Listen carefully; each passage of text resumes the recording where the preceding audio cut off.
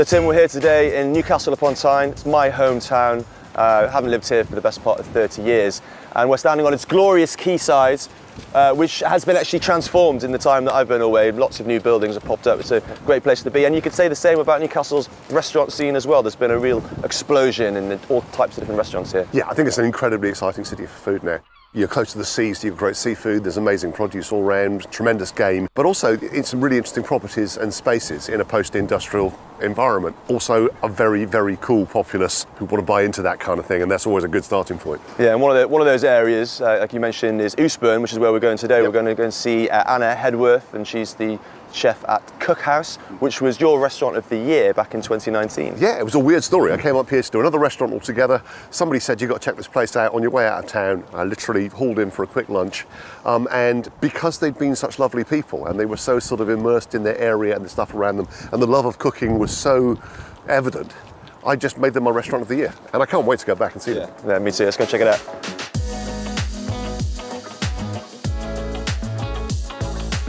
Anna. Hello. Hi. Good to see you. See you. See you again. Yes, nice to see you. Hi. Hello, nice to meet you. How are you doing? All right? Come in. So Anna, you started out as an architect. Yes. How did you end up here? I have always had a good interest in kind of design and interiors and architecture, and art was the thing I was always interested in. But then I realised when I kind of got into the job of being an architect, when actually you realise that it isn't all drawing lovely pictures and making mood boards, and that you are just mainly telling builders what depth of insulation to use. So in the back of my mind I was always kind of looking for the other thing that I could do, but I didn't know what it was. Although I was cooking all the time, that's the thing that I was actually doing. And I'd started doing little projects on the side. So I started a very small food market, started doing little pop-ups. And then from there, once you got that validation, then you went to the shipping containers, is that Yes. right? Yeah. So it was 2 shipping containers, a lovely space, and it was really simple. I did everything. So I washed up, served and cooked. And every day I would just make an amount of stuff, like lovely big salads, some kind of roast pork sandwiches, and then people came and I would sell that day's food and then go again the next day. But you were already at that point beginning to understand a quite unique audience. Yeah. And to establish communication with them. Yeah. So I imagine when you said to those guys that were sitting there having their pork sandwiches, who'd come all that way, yeah, I'm going to open a space of my own, they must have been quite eager to be Yes. the first to come here and actually pay for a real table. Yes, and I'd built up a fan base who kind of felt like they knew a secret that other people didn't know, and they were really kind of invested in it. So yes, when we came here, we already had a good customer base. I regard it as a town now with quite a solid foodie scene. Yes. But you must have been part of building that, pretty much. You must have been in right at the root of... Yeah, and when I was doing those markets and stuff at the beginning, I was doing it because I didn't feel like there was anywhere that you could get decent food. Yes. After I started doing those, other people started doing those kind of street food pop-up markets that had already existed in London for a long time, but there was nothing like that here.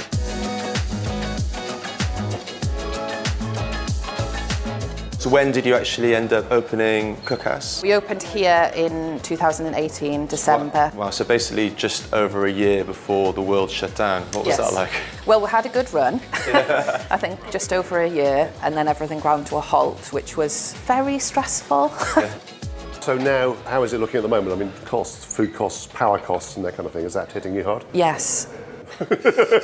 What do you want me to say? It sucks. Yeah. It's very frustrating because we work really hard and things just keep going up and up and up. We always kind of aimed that we would be open kind of breakfast, lunch and dinner, and we're just always here and people can come in and be part of our home, as it were. Can that continue then? But I can't. You have to put prices up. No, because we keep putting the prices up as high as we dare. Right. There's only one way you can wiggle, and it's to shunt it onto customers. Yeah, really. and then they won't be able to afford to come. Does that make you consider moving elsewhere? Maybe starting a restaurant in London, for example? Maybe. No. No.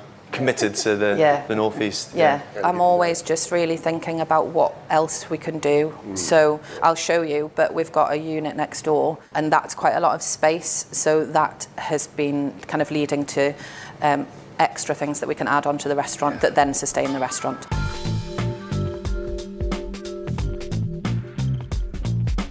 So this was additional space for the restaurant, but it's almost too much space. So we wanted to take advantage of that and also kind of share the knowledge that we have when it comes to things like pickling, preserving. So we hold little classes in here about once a week. We get like 10 people round here, and then they come in the morning, and then we'll make some cold pickles, some kimchi, some hot pickles, and they're insanely popular. I was going to ask, I mean, I adore pickles.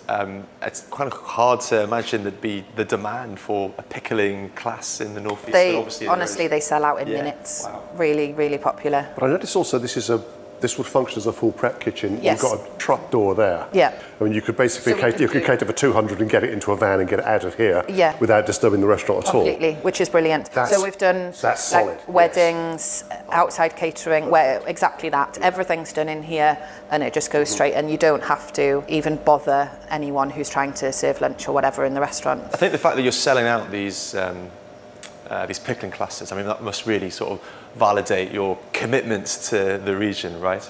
Yeah. And I want to kind of expand that education side of what we do, getting people in to do talks, demonstrations, classes, because there's a huge wealth of knowledge in the Northeast of people doing really interesting things, and to get them and also people from outside of the region to come in. And it's become like a foodie tourist destination almost. Well, it's in its infancy, but that's what I would like. The other thing I've just noticed is the one piece of equipment that's running in here is an oven running at an incredibly low temperature for an incredibly long time. There's something slow cooking in here and it smells gorgeous. Yeah, there's quite a lot of lamb shoulders in there, I think. Whoa. Talk me through this lot. Because we work with local farms a lot, often they'll have too much of something and they want us to use it as much as... You're catching the glut, so millions of pickled onions we've got. And pickled Hexhamshire turnip. That's bonkers. I didn't even know Hexhamshire existed. Candies, jellies, sweets. Some of your product is packaged as if for sale, is that yes, right? So some of it we'll sell in the shop, in the restaurant, so people can kind of have things that were on the menu to take home. Talk me through your rack at the back there. What is all that stuff? So, I mean, probably the most popular is the simple lemonade. We serve it still or sparkling. Yeah. We've got just a soda tap, and then all of the soft drinks are simply cordials that we make. Okay, so I've got to try a cola. I mean, the idea of somebody actually making this from scratch is quite insane. Where did it come from? We've had this on the list for a long, long time, because when we first started, we just had lemonade, and it was the only one we had. And then we decided that because it was so easy to make, we will branch out. So we said we'll give cola a go, and at the start it was a bit daunting because there was so many ingredients and it was kind of a lot of time to make it. But actually you can make it in a vast quantity. You make a big batch. And it's got so much sugar in and a lot of citrus in, it lasts for a long time, you know. This is why Coca-Cola made so much money out of it, right? So, it's brown sugar, lots of brown sugar, lots of treacle, black treacle, orange, lemon, lime, cinnamon, you've got nutmeg, coffee beans. Is it economical to make these things, or is it taking a lot of time and effort? Obviously don't know the exact figures, but it doesn't make any sense for us to be buying cans and bottles of pre-made soft drinks in, because the markup on them seems to be a lot less than what we can do. You know, it's essentially a glass of soda and a little bit of cordial that we make, and I think most of our soft drinks now are £4, but they're all served in this big glass, so it's almost a pint, and we feel like it's good value, but we feel like we are still making enough money on it. Do you think they're being sensitive about price at the moment, more sensitive about price? Soft drinks? No, I don't think so. Our soft drink prices really haven't changed over the time, and I don't think they need to. At the moment, there is a fine line of us putting our prices up or keeping them as they are, you know, because if we put them up, we kind of jump a bracket, and the next bracket is the expensive restaurant bracket, and we don't want to be there. We don't want to be in the expensive restaurant bracket. Again, we're lucky that we print our menus every day. If an ingredient shoots up in price, we're not going to serve it because we can't make it affordable. So in general terms, do you think money's tight up here at the moment? Over this last year, we've seen a drop-off, definitely at lunchtime, but actually dinner times haven't changed much. But you can definitely see that people are not having that extra drink. I think you can see that. So Anna, what's the relationship you guys have got going with the farm here? We've always had quite a close relationship with them. We're literally just over the water from them. We can run over and get fig leaves, Right. fresh bay leaves, soft fruit. So not huge amounts, but enough that it's beneficial to both of us. So all of our trimmings from our vegetables in the restaurant we bring over here and we compost them in their huge compost bins, and then that goes to kind of feed the soil in the farm. We also, if we have huge amounts of, say, like cauliflower tops or something, we can feed them to the animals, which is a nice little perk.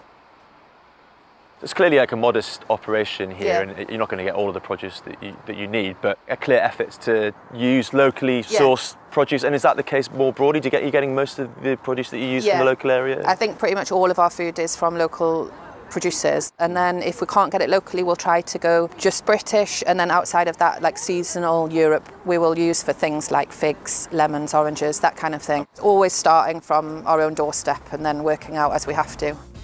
I remember the Eastbourne area reasonably well because a friend of mine used to do band practice in one of the studios. Yeah, up there, they're all studios. Yeah, that's right, yeah. And there wasn't really much here apart from the studios and a couple of pubs. It's really transformed as well. Yeah, it's really nice. I used to come to this farm when I was little, and this was literally just mud and a cow. But now this is like a really amazing place that people kind of take advantage of every day. There's shops, there's makers, there's artist studios, there's loads going on down here when it just was a bit of a wasteland. I noticed that you've got a larder shop back at the restaurant. Was that something that you sort of pivoted to off the back of COVID? And are you selling some of the things that are grown here at that shop? Yeah. So when they have abundance of like gooseberries or red currants or whatever, we'll be making jams, preserves, those kind of things. The shop at the restaurant was something I'd always wanted to do, but actually didn't start doing it until COVID, kind of jarring up all of the stuff that we make in the restaurant, and at first just offering it for sale from the restaurant, and then we kind of, during one of the lockdowns, we did a large amount of online sales, which went really well. And do you think that in the future, those kind of things kind of crucial really for restaurants going forwards? I think for us at the minute that is a direction that I've kind of deliberately gone in to diversify the business to support the restaurant, because the prices in the restaurant are going up so much, wages are going up so much, so it's something to keep us sustainable, but also I think it's important to kind of continue to produce an offering that is accessible to all. Would you be able to keep prices as relatively low as you have been able to without those other parts of the business? Do you think if you were just a restaurant, I mean, how much more difficult would things be? Yes, but it's becoming more and more difficult. And then I think going into next year, it will still be difficult. Yeah. We're especially like wage increase in April, and so it's going to be testing again.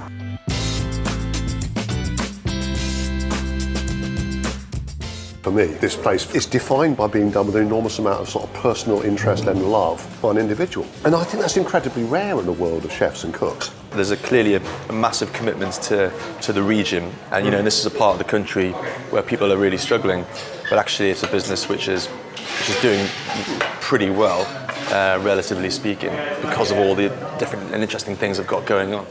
The whole thing is an exercise in where it's pitching itself. It's very proud, but it's modest. Even thinking about how to describe Anna. She's a chef de cuisine, she comes up with brilliant ideas, she's a brilliantly inventive mind. In every respect, she's a chef. In my head, there's an enormously powerful element of her being a cook as well. But I love the idea of that kind of, it's like she's cooking for you. That doesn't feel like a chefing thing, that feels like a... It's a hospitality thing. It's a hospitality thing. It's a hospitality and appreciation, yeah. She talks about the business like it's an extension of her own cooking for friends and for people. And it's almost like, no matter how little money there is, she'll still want to do that, and people will still want to respond to it. If that's something you can only do in small towns, then that's a bloody good thing, isn't it, surely? Yeah, I mean, she wants to stay here, she's committed to this region, and I think the people here appreciate that, and she's almost kind of built up a following, become part of the fabric of the city. I was really struck by the refusal to fail with the bolt-on businesses that are really kind of helping this place thrive. She's got the shop, she's got the weddings, and unbelievably to me, as somebody who lived up here for the best part of a couple of decades, she's running classes on how to pickle things. I'll raise my pickle to that. You raise your damn pickle at me, young man.